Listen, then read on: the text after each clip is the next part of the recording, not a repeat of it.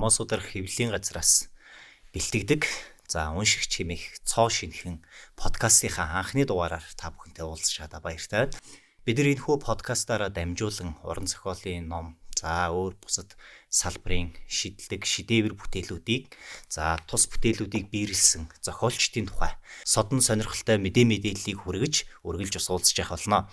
За тэгээд бид энэхүү подкастынхаа хамгийн эхний дугаарт за Германы утга зохиол, уран зохиолын бас томоохон төлөөлөгч, за өөрөө бас сэтгүүл зүйд бас тод мөрийг үлдээж явсан нэгэн бас нэрт эрхмийн баруун фронтод байдал хിവэр гэдэг саяхан уншигчдад хүрээд удаагүй байгаа номын тухай онцлон ярихаар бас бэлтгэлээ.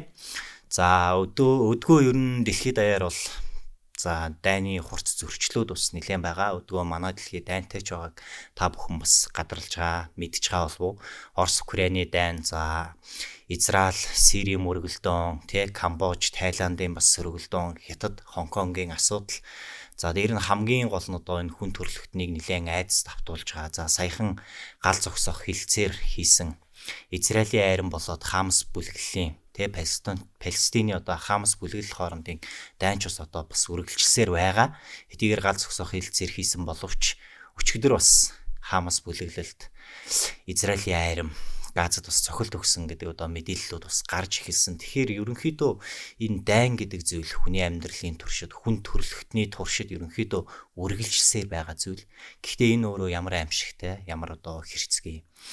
За хүн оршихуунхаа энэ ах үед хэрхэн энэ дайнаас зайлсхийх, инх тайвныг хүсэмжлэх тэр талаар энэ номон дээр бид хоёр ярилцах болно. Тэгээд бид хоёр гэдэг маань энэхүү номын маань орчуулагч Лувсан Доржгой маань бас хүрэлцэн ирсэн байна. Танд энэ өдрийн мэндийг хүргэе. Энэ өдрийн мэндийг хүргэе. Уншигч олондоо ч гэсэн энэ өдрийн мэндийг хүргэе. За Эрих Мария Ремаркийн баруун фронтод байдал хിവэр хэмээх уг ном маань бол 1965 онд анхлан яг монгол хэлнээ бас орчуулагч ирсэн байлээ. Өмнөд фронтод онц гойд юмгоо гэдэг нэрээр Монголын анхны киноны найруулагчдын нэг Төмрийн Нацаг Доржгой бас герман хэлнээс нь буулгаж ирсэн юм билээ. Энэ маань 1965 гэдэг өдгөөгөөс 60 жилийн өмнө гэсэн үг. За бол тус номын хэвлэл олт хавьсан. Гэвч энэ зохиолын тэр агуулга үндсэн. За өнөөгийн нийгмийн хүмүүст хүргэх ойлгуулах тэрхүү нөлөөлөл хүчтэй хിവэр байгаа тул Монсуудаар хэвлэлийн газраас бас нийгмийг тэр соёнгийг эрүүлэх, за үзэл санаа, хандлага, төлөвшүүлэх гэдэг үүднээсээ энэ үүргийнхээ хүрээнд уг номыг бас дахин герман хэлнээс нь за бусад орос, англи орчуулгуудтай нь бас тулгсан байдлаар ч юм уу ингэж яг их хэлнийхээ тэр ирмэг сайхныг хадгалах байдлаар дахин шинжилнэн буулгасан тэгээд дуун хөрвүүлэгч Лувсан Доржгой маань хүрэлцэн ирсэн байна. Лувсан Доржгой энэ номтой ер нь та анх хэрхэн учирч бас танилцсан уу? Энэ талаар хоёулаа бас яриагаа эхлэе төхөө.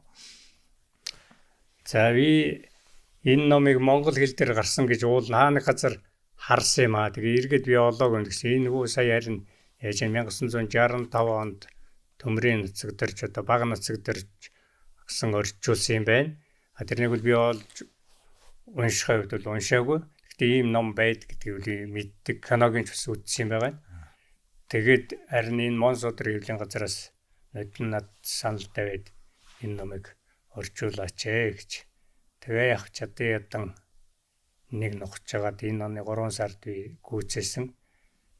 Би өдгөө 70 настай хүн. Тэгээд 70 номынхоо яг орчуулгын эхэн дээр бол байгаа 70 нас 60 сартай энийг орчуул дуусгаваа гэж зүгээр. Тэр нь бол энэ номон дээр бол байхгүй баг.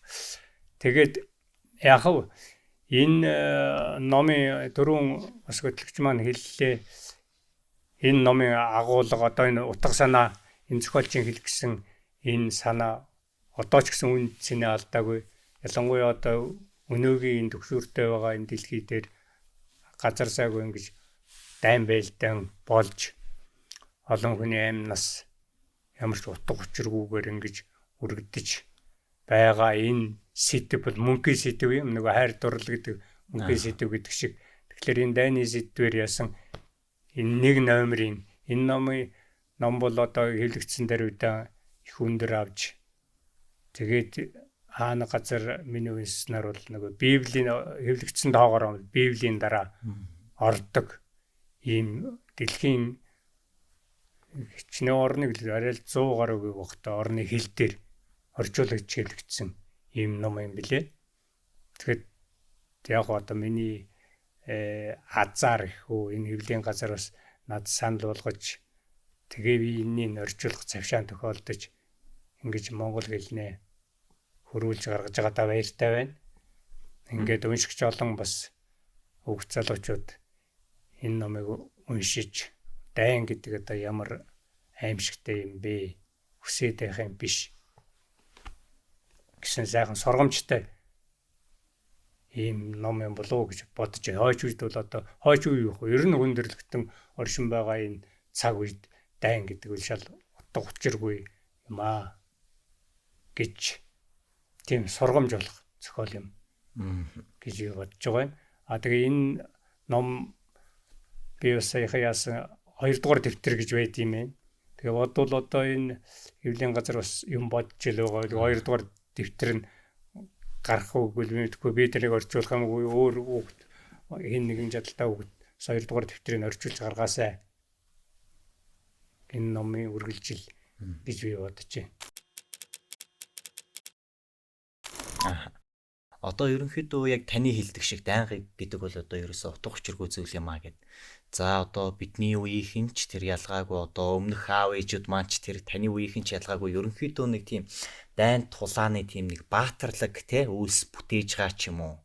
За эсвэл одоо тийм кинонууд нь тэр одоо их үзэж өсцгөөсөн хүмүүс шүү дээ те тэр тулаанд одоо ялж байгаа тэр мэдрэмжийг нь авдаг ч юм уу тэгж байгаа. Гэтэл энэ номон дээр бол одоо тэр гол дүрийн Паул Боймер гэж одоо те залуугийн одоо нөхдийнхөө хамт те 19 настай 20 хүрээгүй те энэ хүүхдүүд одоо тэр галын шугам дээр очиод өөрсдөө герман хүмүүс тэр галын шугам дээр очиод тэр одоо дайныг бол өөрсдөө ерөөсөө хүсээгүй те бараг зарим нь юу ч болоод байгааг ойлгоогүй.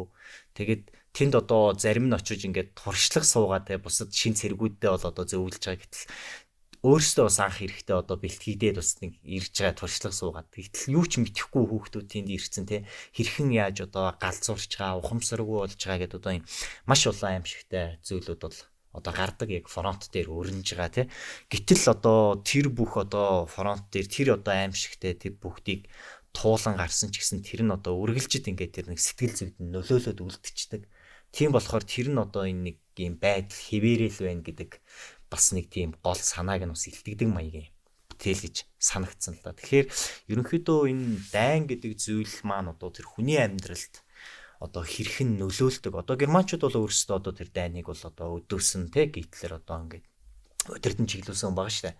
Гэтэл тэнд оролцож исэн одоо тэр дайн тултхаа тэр тушаал аваад явсан цэргүүд бол өөрсдөө одоо хичнээн одоо ийм зүйлийг хүсээгүй гэдэг одоо тэр сэтгэл зүйг нь бас нэг талаас бас хөндөж гаргаж ирсэн.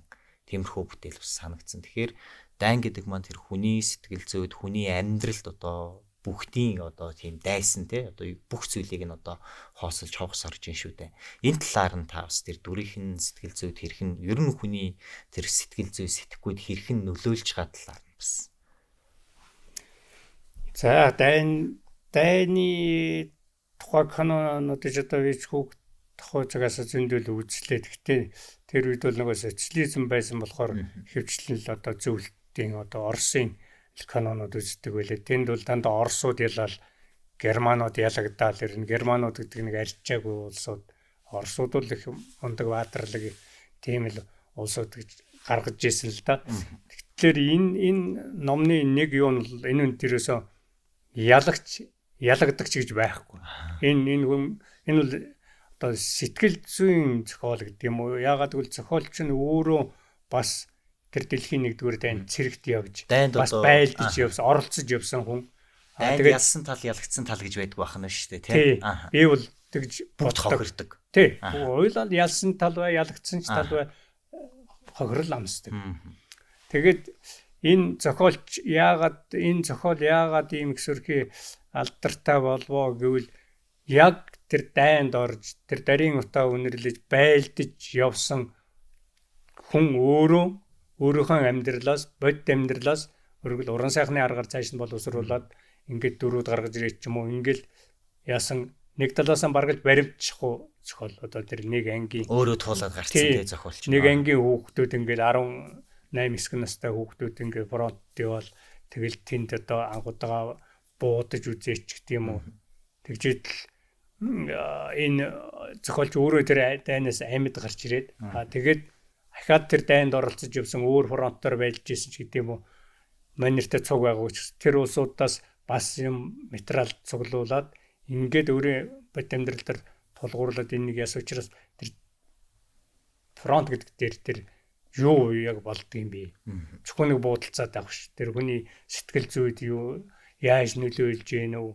Хэрхэн одоо аймаа авч гарах уу гэдэг юм уу? Эсвэл одоо тэр өөрөө жигэснээр өөрөө юу ч мэдэхгүй шин зэрэг очсон байснаа дараа нь хэсэг хугацааны дараа шин зэргүүд ирэхэд тэд нартай заавар сургаж одоо ингэж тэгж болохгүй гэдэг юм уу?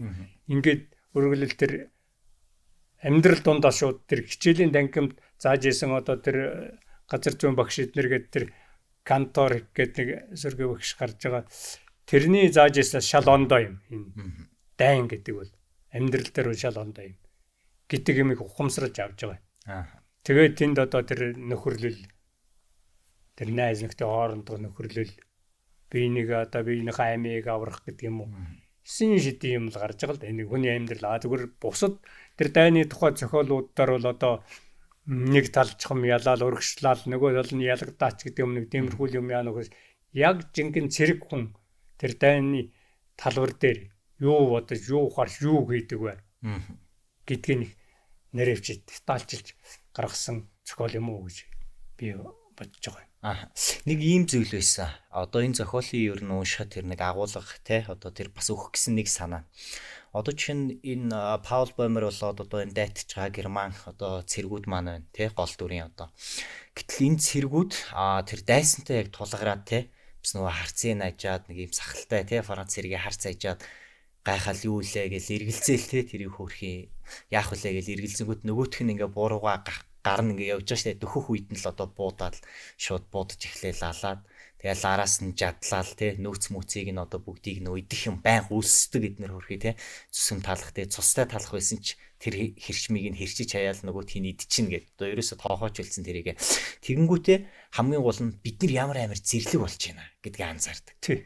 Бид нар одоо ямар амар ингээд одоо буруу тийм одоо харгис хэрцгий болоод байна гэдгээ бас ухамсарлаад байдаг штэ. Тэгэхээр дайн бас нэг хүнийг нэг талаас нь тийм одоо харгис болгодог нэг юм санаа бас гарч байгаа тийм. Эхлээд бол тэр чи одоо нөгөө хүүхэд зангаараа гэдэг чинь тийм хүүхдүүд очиод тоглоом наргаа хийгээл. Тийм. Тэгжээд дараа нь тэр чи яхаас уцахгүй болж одоо зэрлэгч ирж байгаа байхгүй тийм. Тэр бол нөгөө нэг дайны л одоо гамшиг гэдэг аим шиг одоо тэр дайн хүнийг яаж ивдэж гин тэр өөргөө одоо юу ч мэдэхгүй тэр гин домог хүүхдүүдийг яаж тийм зэрлэг болгож гин гэж өөргөө тэр Франц цэргийг одоо алсан өнөө тэр чи айхтар харамсаж байгаа шүү. Тийм шаналаа.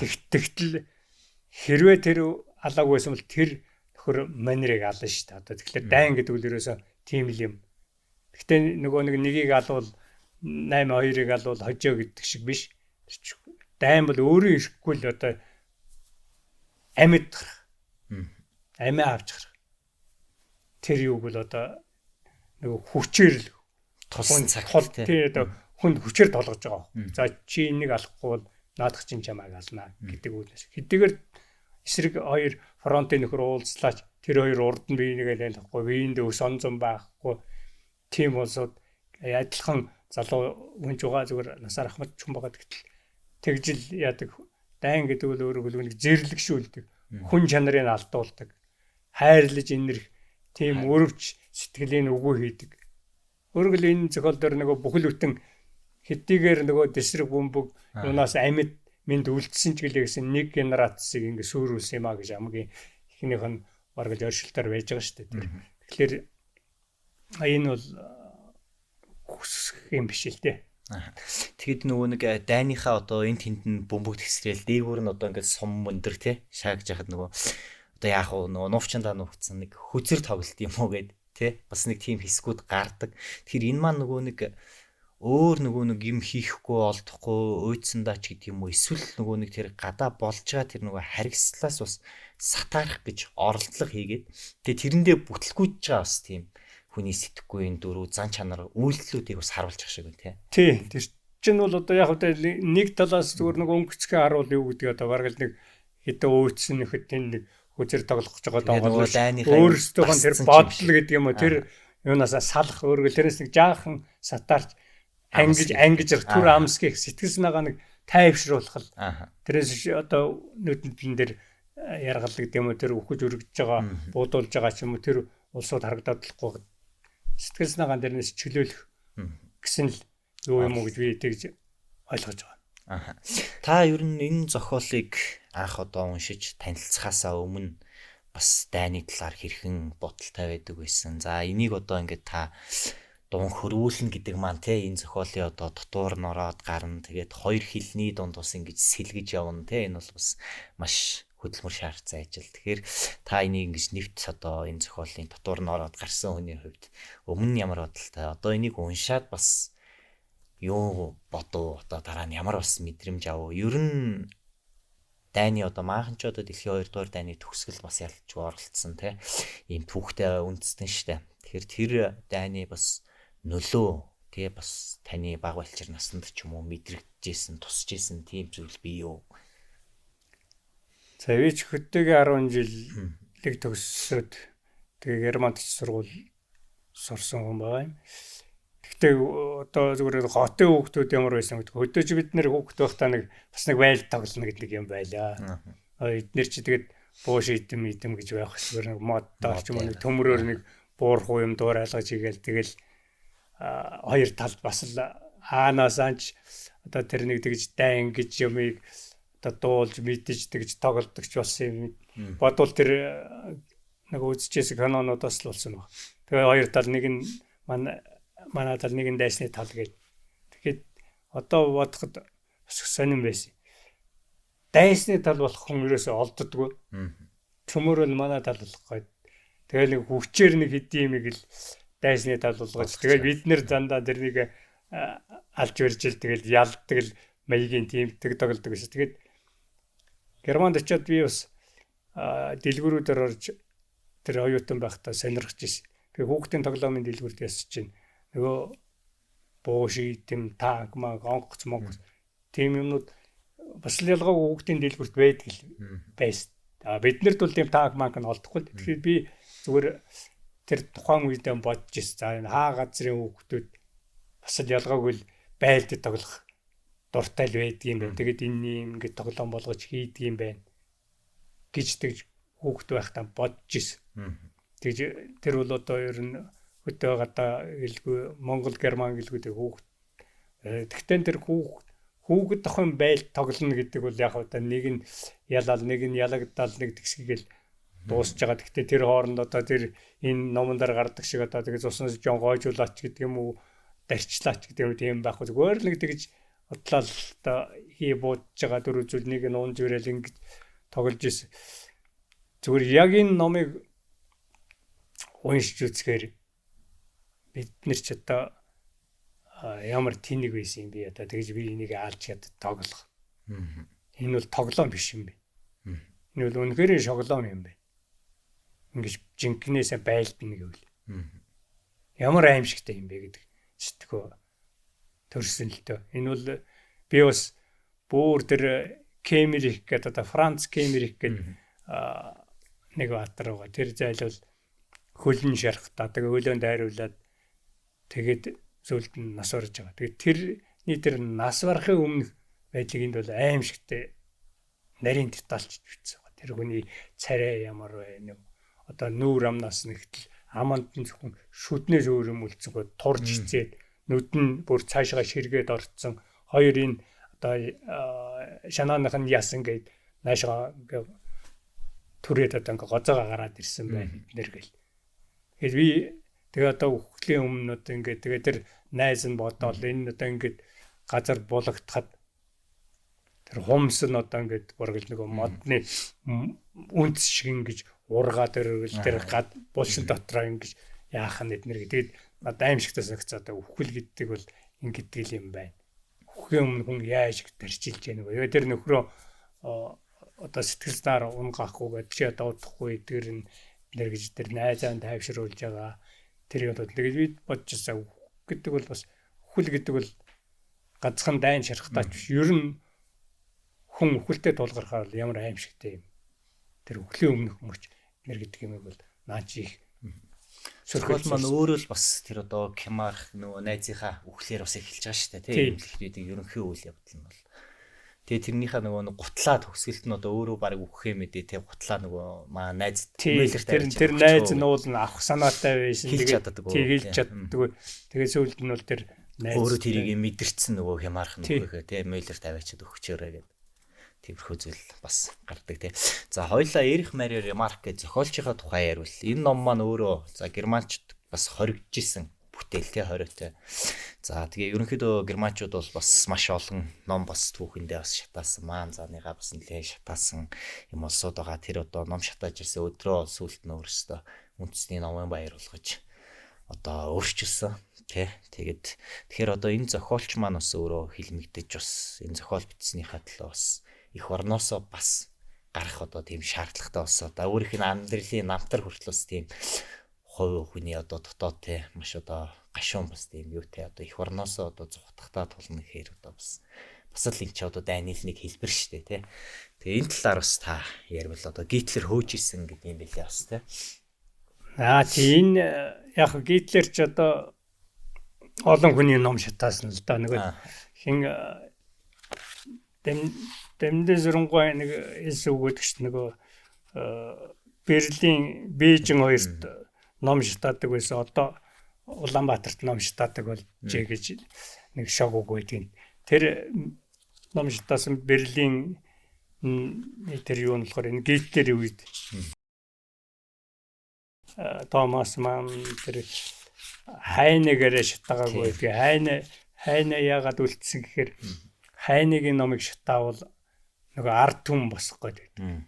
Хайны ч болохоор зэрэг их олон дууны үг бичсэн хүн юм байна л да. Тэгээ тэр нөгөө ардын дуу маягтай болсон. Гэтэл нөгөө хайныгийнх нь зохиолыг энэ бол эсэргүү нэг шатаач бол ард түмэн босно гэд ганцхан тэр еврей гаралтай хайныгийн номыг шатаагаагүй. Бус улсуудын номыг шатаасан. Тэгэхээр тэрний эндийн бүх ном номыг бол нэлээд шатаасан. Тэгээд тэр шатаасан номны нэгэнд нь энэ ном орсон юм билээ. Тэр энэ юундэр зохиолчийн нэг намтар дээр нь бичсэн байгаа юм. Энэ 1933 онд энэ дөрөвний миний нөгөө ярьсан энэ номны 2 дугаар дэвтэр энэ хоёрыг 1933 онд шатаасан. Тэгээ энэ зохиолчийн болохоор энэ зохиолч нь бол яг 1932 онд Германаас ангараад Швейцарт амьдарч ирсэн. 38 онд бол мань нэрийг бол өргөл Германы иргэншлээс хассан. Бүр хассан юм тий. Тэгээд дээр нь энэ номыг одоо жишээлх юм бол би зүгээр энэ нэг хавсралт юунаас нь хальт уншихад Австрийн одоо армийн номын санд өргөл цэргүүдэд энэ номыг уншихыг хориглож ирсэн. Германы одоо Прус гэд ярьдаг тэр газрын одоо боловсролын байгууллагаас сурагчдад бас сургуулийн номын сан тавихыг хориглож, сурагчд уншуулахыг хориглосон бас тийм шийд 1929 онд гарч ирсэн юм билээ. Тэгээд энэ номыг тэгвэл одоо ингэж хориглоно гэдэг маань мэдээж бас нөгөө нэг өдөртөгчийн үзэл санаатай, Гитлерийн үзэл санаатай нийлэхгүй ч юм уу тийм зүйлс бас байсан бах тий. Тэгэхээр ерөнхийдөө нөгөө талаасаа бас өөр ямар хүчин зүйлс нөлөөлсөн бол. Тэгээд ерөнхийдөө энэ Ремарк маань өөрөө тий бас тэр зүгтэн гарсныхаа дараа бас хэрхэн хаашаа яваад тэгээд дараа нь бас энэ ном хаана одоо хэвлэгдэж ингэж дэлхийн нийтээр олон нийтэд одоо тэр түгэх эхлэл нь бас бий болсон бол. Энэ ном бол 28 онд бичигдээд 29 онд хэвлэгдэн Германд хэвлэгдсэн юм л да. Гэхдээ өөрөөр тэр үеч яг одоо Гитлер засгийн эрхэнд гарч ирээгүй байсангүй. Тэгээ энэ ном өндөр аваад ингээд эрэнгүүт өөрөөр Энэ ер нь дайны эсрэг ном байна. Үргэлж тэд нар бол дайн хийх гээд байдаг. Тэгтэл тэрний эсэргүүцсэн өөрөө жагсаал цуглаан биш, одоо нэг шиг жагсаал цуглаан биш. Дайны эсрэг сурталчилгаа маягийн болоод энэ чинь одоо олон хүн ингээд олон зуун хувиар хэвлэгдээд олон хүн тэг уншаад тэгээд ирэхээр зэрэг өөрөөр хэлбэл мэдээж хэрэг шүү дээ. Одоо дайн хийн тул цэрэг зэвсэг хэрэгтэй. Тэгэхээр цэрэг явах хүн байхгүй болоо. Өөрөөр хэлбэл сургуулийн хүүхдүүд уншлаа гэдэг одоо сургуулийн ахлахангийн гэдэг 18 хүрч байгаа хүүхдүүд уншдаг. За дайн гэдэг бол ил ойнонд явахгүй. Энэ ч аимшигтай юм байна гэдэг. Юу дээрэн дээр Австрийн арим ягаад бас хорж ирэхээр цэргүүдийн бас санаанд яа. За бид нар бол ер нь шал утгагүй юм хийж байгаа юм байна. Энэ байлдах бол ер нь дим юм утгагүй юм байна. Хээ димэд амиа алдахын нэмэр юм байна гэдэг юм. Одоо нэг хитгэн энэ дээр байгаа гэдэг юм. Энэ эргэтэн нархтнуудын эрх ашиг гэдэг юм уу. Төлөө бид нэр ингэж амиан золиослох гэж үгддэг. Тим юу суух уу гэдгээс л болгоомжилж энэ номыг германч тэр австрч тэр тэгж хориглосон баг гэж бодож байгаа юм. Тэгээд сүүлд нь одоо 32 онд Гитлер засгийн эрхэнд гарсан ойн бол энэ номыг албасаар үгүй гэж тэгж унснаар болгож шатаасан баг гэж. Тэндээс бол тэгээд мэдээч хувь юунууд бол үлдээ. Тэгээд эн чинь цаашаа айлгзын тараад дэлхийн бус орнууд бус хэлүүд хил дээр гарцсан байгаа шүү дээ. Ремарк маань болохоор өөрөө Швейцарт очсон гэдэг лөө. Тийм. Тэгээд яг хөө тэр 32 онд маань нэрч ингээ Швейцар руу одоо 4-д гараа явцсан. Тэнд амьдарч исэн юм лээ. Тэгж байгаа энэ чинь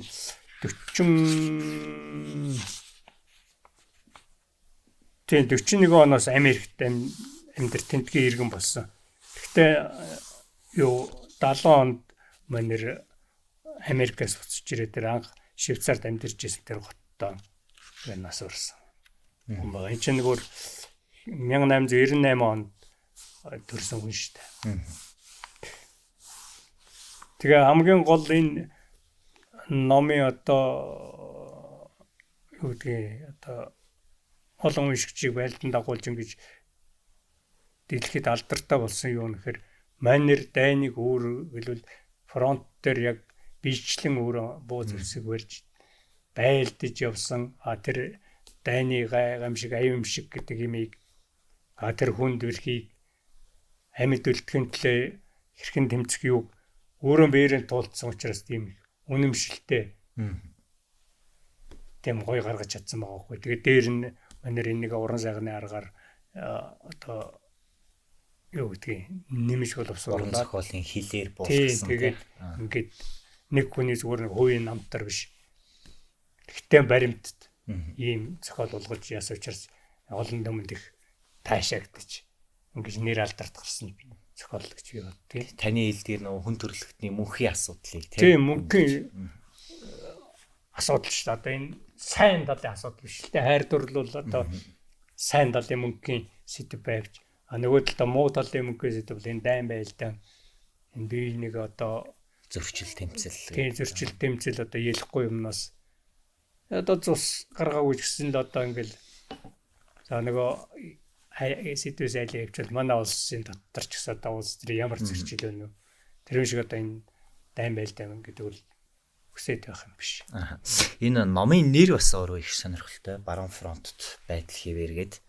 Тэгээ ерөнхийдөө тэр фронт дээр бол номын үйл явдал маань бол одоо хичнээн аимшигтэй юм болж байгааг тий туулж байгааг таны хэлснээр бас өгүүлж байгаа. Тэгээ нэрний талаар бас та ярил. Тэгээ нэрийг бас хэрхэн одоо бас инхүү Монгол руу бас та өөрөө бас монголчлоо тий тэр талаар. Анхгол яг миний юундар бол энэ би баруун итгээд байдал хэвээр гэж яасан. Тэгээ энэ хүүхдүүд редакторлох явцдаа фронт гэж ягаад надад одоо ингүүл яасан бэ гэж. Тэгээ яасан гэхээр Орос дээрч, Англи дээрч дандаа ингэж баруун фронт гэж орчуулсан байт юм л. Зүгээр яг Герман их дээр юм бол зүгээр л одоо баруун зүгт баруун талд гэдэг юм уу байдал хэвэн. Тэгэхээр нөгөө фронт гэхээр бас үйл явдлаа бодохоор нөгөө нэг яг үйл явдал маань өрнж байгаа тэр юуг нь бас илүү тодтогч. Тий яг одоо тэгээ баруун этгээд ингэ бичгээр бас зүгээр яг энэнийг дуулж мэдээгүй гэдэг юм уншаагүй хүнд бол нэг одоо буухгүй байж магадгүй. Фронтод гээд иргээр нь also за энэ ямар ч байсан дайн байлдааны тухай юм байна гэдэг үднээс бас энэ хүүхдүүдийн яасан редакторуудын хийсэн өөрчлөлт бол зөв юм байна гэж би зөвшөөрсөн байгаа юм. Тэрээс одоо 90 жунгой эднэрийн чинь нэг номнууд байгаа шүү дээ. Өмнөд итгээд зорчсон, баруун итгээд зорчсон гэдэг. Би тэр маягаар яг одоо тэгж баруун итгээд гэсэн юм л да. Энэ зохиолчийн маань нөгөө номоо нэрлсэн нэрнийх нь утга одоо ерөнхийдөө тэнд бас нэг тийм дайн байлдаан болж байхад би гээд нөгөө түрүүн сая асуусан шүү дээ. Тэгэхээр энэ маань одоо зохиолын төгсгөлд бас нэг тийм нам гүмч гэв билүү бас нэг тийм өгүүлбэрийг бас өөрөө бас яг энэ юугаар одоо яг энэ үгээр л энэ ном ерөн зохиол маань төгсөж байгаа юм л да.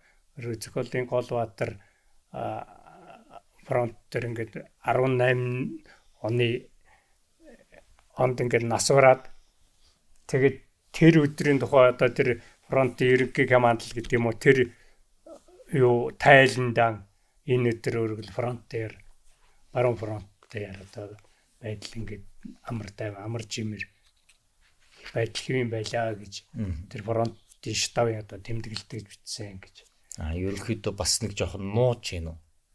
Нөө үйл явдлын цөмийг бас. Тий одоо мэдээж ингэрэг шүү дээ. Одоо цааш нь бол одоо юу гэдгийг нөгөө хил тавин байна гэдэг шиг тэр тэтгэр цаана дээр дайн байлдаан болж байлаа ч гэсэн нэг өдөр одоо амар амгалан байсан юм шиг одоо бараг л нэг худлаа яриг болт гэдэг юм араа болт гэдэг юм.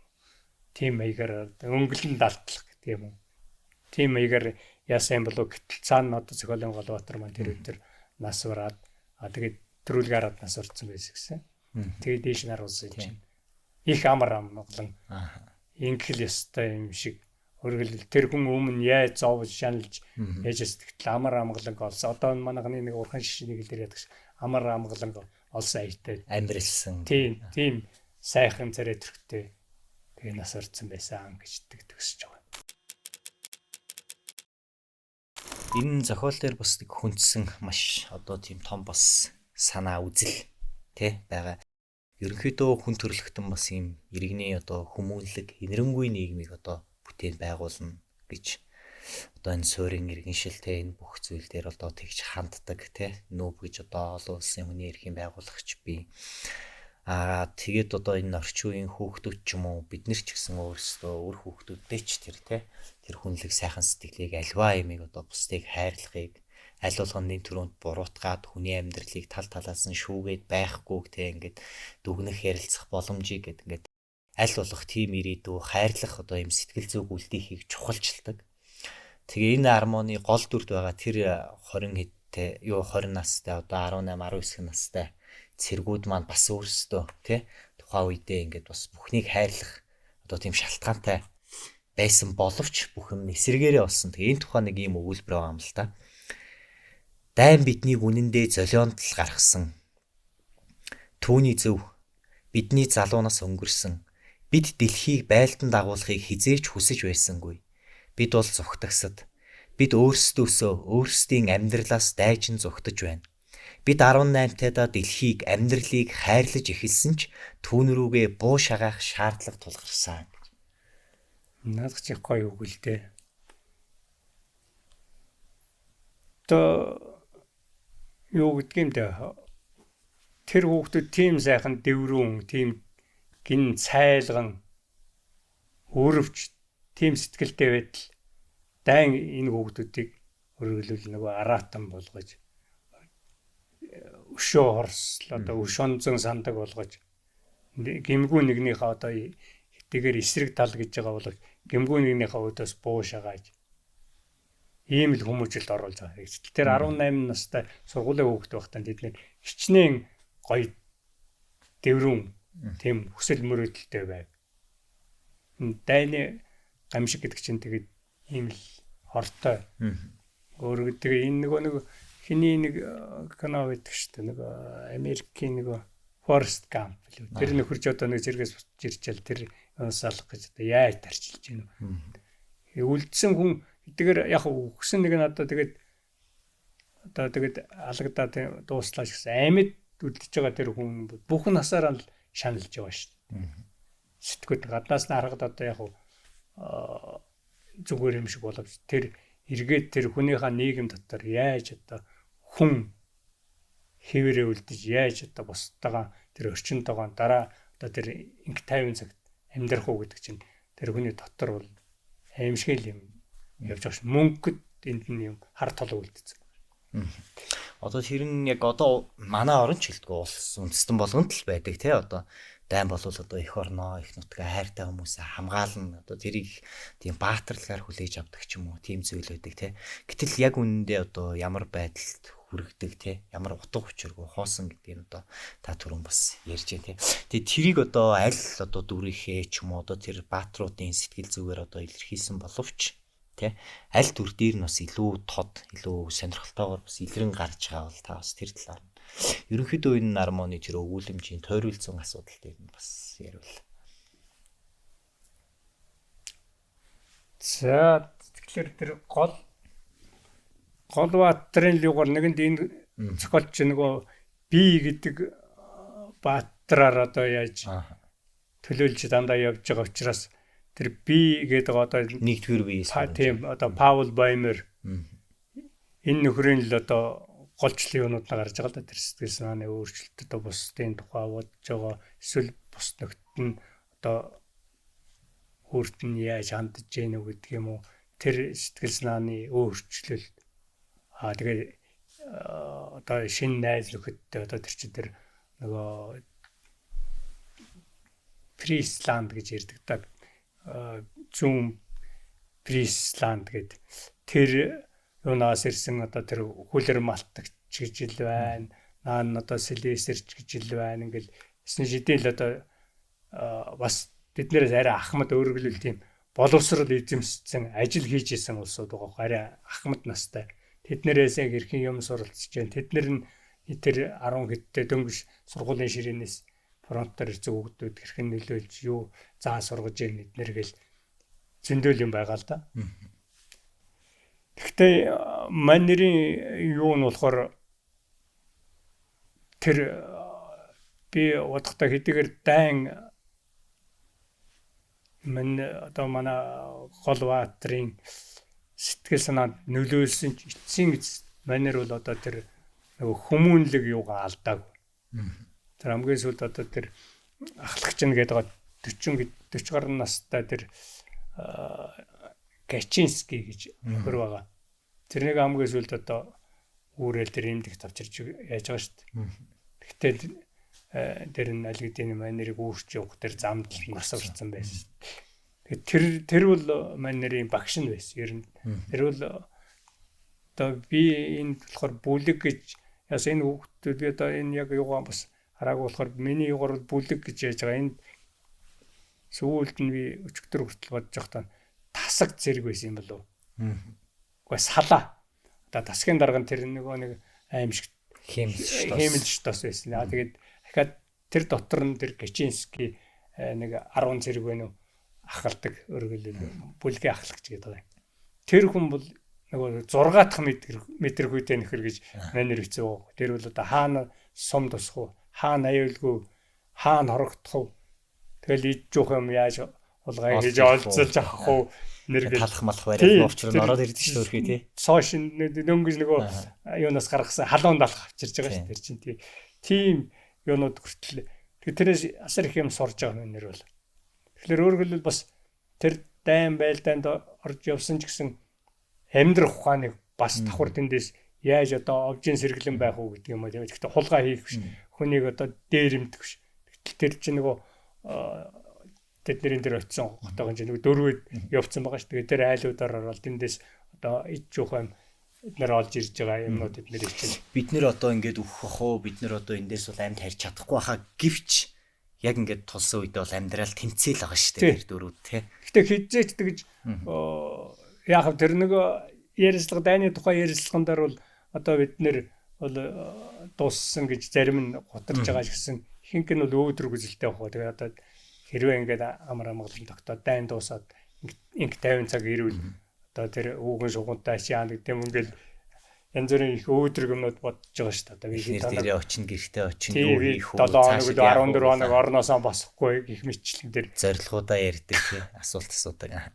За энэ баруун фронтод байдал хിവэр гээд номын маань бас хамгийн одоо танд өөр дотор тэр нэг хадгалагдчихсэн ч юм уу бодож исэн үзэл санаатай бас нийцсэн тий. За тэгээ нөгөө талаар ингээд таныг донтуулсан гэх юм уу. Хүн одоо нөгөө номонд донтно, зохиол донтно гэдэг шиг бас хөрүүлж исэн бүтээлдээ ингээд донтуулж исэн тийм зүйл нь чанар нь бас яг юу байсан бэ? Яг өмнө нь бол одоо тэр Дэлхийг хэмтсэн гэдэг нэг ном байгаа. Тэр номыг одоо эдний юугаар бас гэрээ хийж орчуулж ирсэн. Тэр нэг гэхдээ би өмнө уншчихсан, орчуулах юмсан гэж бодож явж итэл эднийх саналгаа тэгээ би зөв ухаантас орчуулсан. Тэр бол нөгөө Германы 2 нэгэн цаг үед одоо нөгөө параллелэгдэж зэрэгцээ амьдарч исэн 2 том эрдэмтний амьдралыг л харуулсан. Явуулдаа тэр Александр Humboldt, тэр Фридрих Гаусс гэдэг нэг нь бол одоо газар зүйн мундаг эрдэмт, нөгөөх нь болохоор тооны одоо Прусийн хаанаас математикийн хаан цол авч ирсэн тэр Фридрих Гаусс гэж 2 хүний нэг үйлдэнгийн нэг цаг үеийн 2 том эрдэмтний тухайн ном. Бас баримт мэлий. Өөрөглөл нэг нь ингээд дэлхий даяарыг хэрэнгисч уулын өндөр гэдэг юм уу усны хүнийг өөрийн биеэр хэмжээ одооных шиг одоо юу гэдгийг нөгөө боловсронгуй техникээр ингээд тийм гүнтэй тийм өндөртэй гэж тооцоолд биш тэр хүн авирч өөрөөр хэмжиж ингэж яв. Гаусс нь гэртээ сууж байгаа тоо бодоод наад уулчин тэдэн метр энэ юм байна. Наад ус чин тэдэн метргүй юм байна гэдэг. Эсвэл нар сарны тохиолдол одоо тийм тэдний өдрөд тэдэн цагт харагдана гэдэг юм. Тэгээ ийм өөргөлөл дэлхийг хэмтсэн гэдэг гоё нэртэй. Өөргөл тэр тухайн үеийн 2 агуу эрдэмтэн нэгэн чиглэлд явж байгаа энэ дэлхийн ертөнцийн таны мэдэх гэсэн тийм ном байсан. Тэгээд тэрнийг яхад бол би нэгдүгээрт өөрөө уншаад донтцсон байсан. Энэ номыг бол өмнө уншаагүй сая орчуулах гэж авч уншаад тэгээ энэ бол дайны тухай энэ үзэл бодол гэдэг одоо энэ ялангуяа одоо энэ дэндгүй дэлхийд дээр энэ тэнтэй өсөж байгаа энэ мөргөлдөөн, зөрчилдөөн энэ юмнаас өрчлөн сэргийлэх хасар ачаал бүгдэлтэй. Тийм л ном юм байгаа. Өөрөглөө эдгээр одоо 100 жилийн өмнө бичигдсэн зохиолч гэсэн өнөөдөр 100 өнгөрөхөд ачаал бүгдлээ алдаагүй гэдэг бол энэ зохиолын үнц нь баг. Тийм агуу зохиол. Цаашид бас оршсорч байх тэр үнц нь баг. За өндөрлөгтнийг өөрөглөл энэ дайн гэдэг аюул амшигаас өрчлөн сэргийлэх одоо бас нэг сурчилгаа гэдэг юм уу. Одоо сэрэмжлүүл болох ийм л зохиол, ийм л үнцэтэй зохиол юм байна гэж одоо орчил дууссан хийнэ. Өмнө нь бол яг сэхэрлээ гэж. Тийм сэхэрж байгаа юм. Тэгээ нөгөө түрүүний миний хэлдэг шиг за хэдийгээр өөрийгөө хүүхэд байсан гэж нэг талаас одоо зөвтгөж гэдэг юм өмөрч өмгөөл байгаа ч гэсэн үнэхээр өдийн насан дээр заргаад тэр байлдах нь байтугай байлдад тоглох гэдэг ч одоо нэг үсээд байх юм биш байна л гэж. За баруун фронтод байдал хിവэр номын бас орчуулагч таа. Нилээн бас энэ номын талаар хоёлоос ярилцлаа. За дуун хөрвүүлэгч маань өөрөө бас Германд сурч исэн хүн. Одоо энэ зохиолчийг их оронд тэгээд мөн одоо энэ дайнтай холбоотой тэр хөшөө дурсал газруудаар бас явж исэн. Тэгээд та бас нэг өөрөө дайны сэдвтэй бас юм шүлэг тухай үедээ бас нэг бичижсэн гэсэн шүү дээ. Тэр шүлгээс бас бидэнд манай сонсогчдод үзэгчдэд бас дуудаж сонирхолвол. За. Тийм 1973 онд тэр үеийн одоо арчилсан Герман, бүгдээрээ гарчилсан Герман улс гэдэгт сурах ийм ад зөвшөөрөл тохиолдсон юм байнамаа. Тэгээд 73-аас 74 онд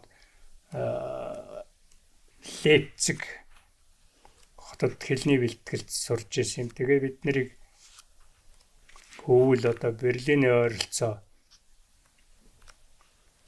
газар нэг 14 хоног амрааж ирсэн. Тэгтээ тэр Берлийн ойролцоо зээлвийн өндөрлөг гэж газар тэр бидний амарч байсан газараас ойрхон тийм газар биднийг авч үзүүлсэн.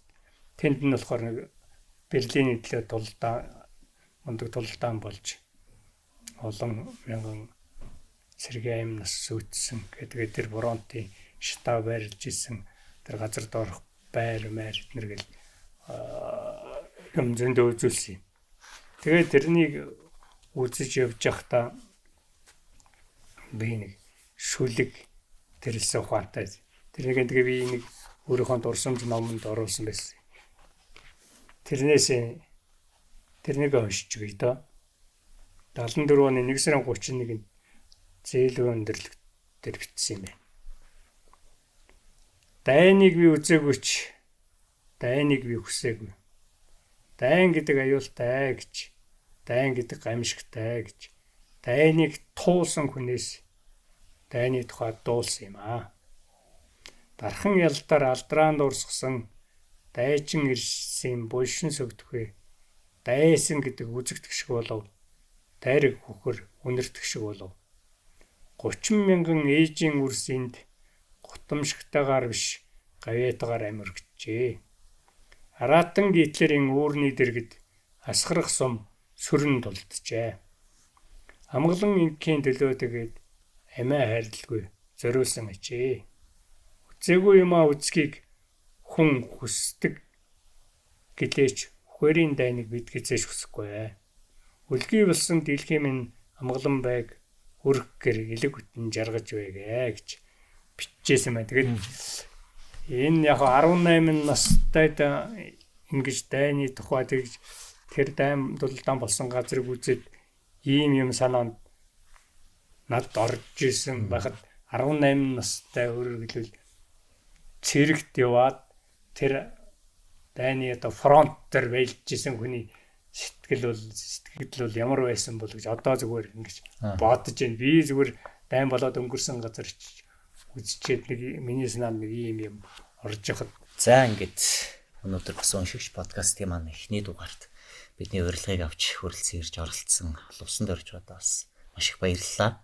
За цаашдынх нь бас бүтээл тойролт нь өндөр их амжилтыг тэгээ танд бас эрүүлгийг хүсэн өрөөе. За бид бүхэн өнөөдөр Германы нэр зохиолч Эрих Мария Ремаркийн Баруун фронтод байдал хэвээр хэмээх одоо энэ хүү номын талаар ярилцлаа. Тэгээд хүний одоо юун сэтгэхгүй зан чанар, хүний амьдралын одоо бүхий л итгэл найдвар, зорилгыг бүх зүйлийг одоо үгүй хийдэг. Одоо дайн бол одоо бүхний дайсан юм аа хэмээх одоо энэ агуулгыг одоо бусдад ойлгуулахыг зорж хичээсэн ийм уран бүтээл байгаа. За ингээд дараагийн дугаараар та бүхэнтэйгээ бид эргэн уулзах болно. Баяртай.